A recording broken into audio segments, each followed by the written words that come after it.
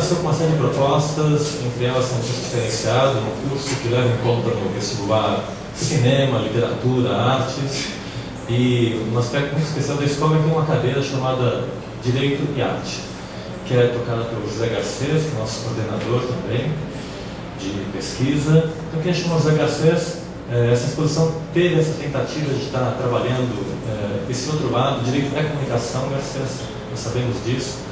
Não adianta nós ficarmos no nosso mundinho, né, José Otávio, fechados aí no nossa redoma, falando só direito.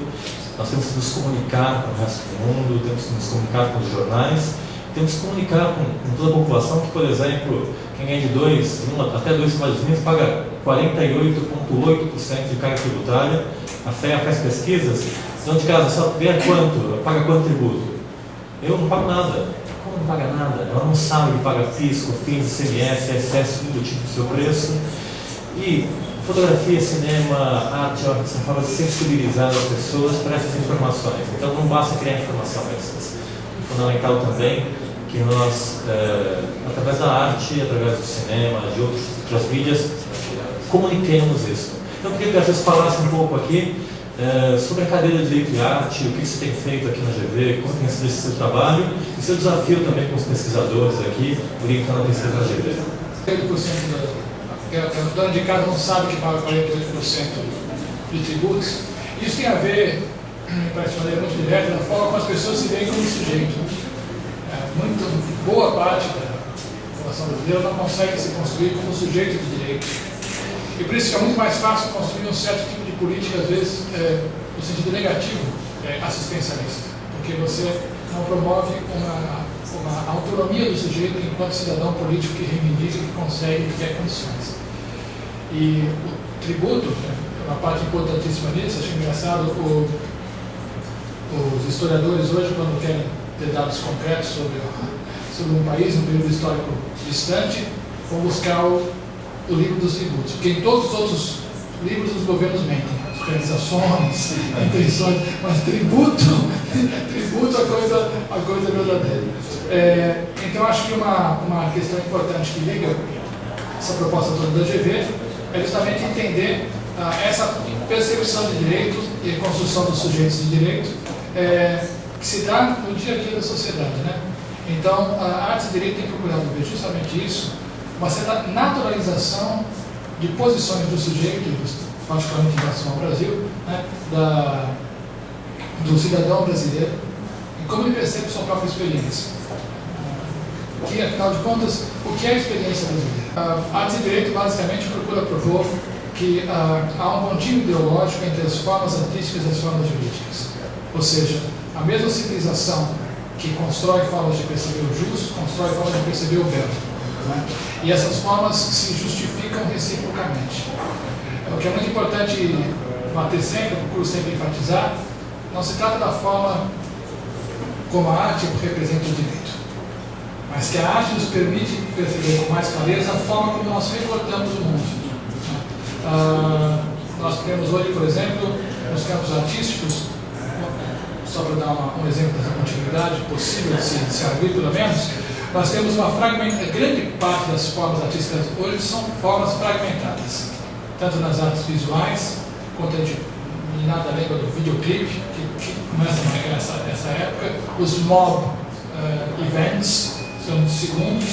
Nós temos uma pulverização na forma de expressão artística, o tempo da cena no cinema mudou, o tempo da construção do teatro mudou, então uma fragmentação. Nós estamos vendo essa fragmentação nas relações pessoais, nas relações jurídicas e em outras partes. Então, parece que um caminho realmente privilegiado para entender como nós percebemos o mundo é perceber como nós o representamos. O mundo não é mais do que a nossa representação do mundo. O mundo é aquilo que nós pensamos que ele seja. As épocas sucessivas vão desmentindo umas às outras, dizendo, olha, o mundo não era aquilo, o mundo não era aquilo. Na verdade, o mundo é aquilo que nós representamos.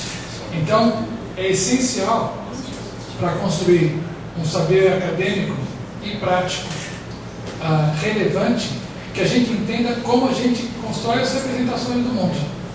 E não há nada tão político quanto a transformação das formas de representar o real.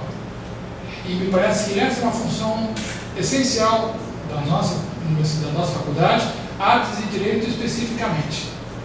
Nós precisamos perceber que não é o mundo lá fora e nós o percebemos. É que nós representamos o mundo lá fora, por isso vemos algumas coisas e somos cegos para outras. E os artistas, porque eles não têm a obrigação direta de cumprir o útil, que é um dos eixos da ação humana do Ocidente durante tanto tempo, produzir com eficiência e com utilidade, porque os artistas, de certa maneira, produzem o inútil, aquilo que é residual, são eles que nos permitem ver os pontos cegos a partir dos quais nós construímos o real. A construção do real, a representação do real, se dá sobretudo pela exclusão. Aquilo que nós não vemos, aquilo que nós não percebemos. E a arte permite-nos ver exatamente essa ausência. Né? O Chico tem a música que fala, é como uma fisgada no membro que eu já perdi. É isso? É perceber que é algo que não se realiza. Né?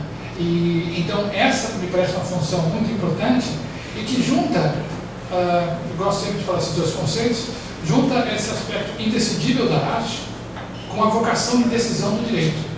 Né? Então, você na área tributária, para você dizer que um tributo é justo ou não é justo, que um tributo tem realmente uma dimensão social ou não tem, isso só pode ser sustentável politicamente por uma representação. Você representa o tributo, você representa o que seja ação social, você representa o que seja função do governo. Se você conseguir vender, conseguir convencer os outros dessa representação, se mais do que convencer, se as pessoas entenderem que isso é o real mesmo, que as coisas são assim mesmo, né? A força que você tem para impor esse tributo já está dado, isso vai em si. Então, me parece que as universidades e as faculdades de direito em particular, a principal coisa que elas têm que fazer é desenvolver uma forma mais sofisticada de representar o direito no Brasil. O que é direito no Brasil? Porque para conversar sobre representação do direito no Brasil, nós temos que trabalhar com essas duas representações discursivas, que é direito e que é Brasil. Tá? Então essa instabilidade, eu acho que o curso de Artes e Direito, primeiro semestre numa perspectiva mais internacional, segundo semestre na perspectiva absolutamente brasileira, procura trazer. Mas eu acho que mata todos os cursos, e o seu particularmente, né, tem sempre tido essa dimensão de mostrar que o que nós estamos conversando são sobre olhares, são sobre formas de ver o mundo, que disputam entre si. A forma prevalente vai receber o nome de verdade, de real. Né? E as formas derrotadas vão ficar esperando até que venha alguém que os invoque e os ressuscite. Né? Acho que é isso. Tá bom? Sou mais uma vez aí pelo seu realização, né? Estamos falando de real, né? A palavra realização tem isso, que é justamente isso. Né? Você tem uma perspectiva, você acha que a questão tributária tem que ser vista a partir de uma matriz que não seja redutora, mas que articule a dimensão econômica, social e política que está no coração do tributo, porque o tributo tem a ver com valor. Então, como é que nós valoramos, o que nós valoramos, e essa perspectiva, isso que eu falo de se tornar real, né? Você realiza agora aqui com essa inauguração. Então é realmente uma realização, pelo qual eu quero cumprimentá-lo mais uma vez.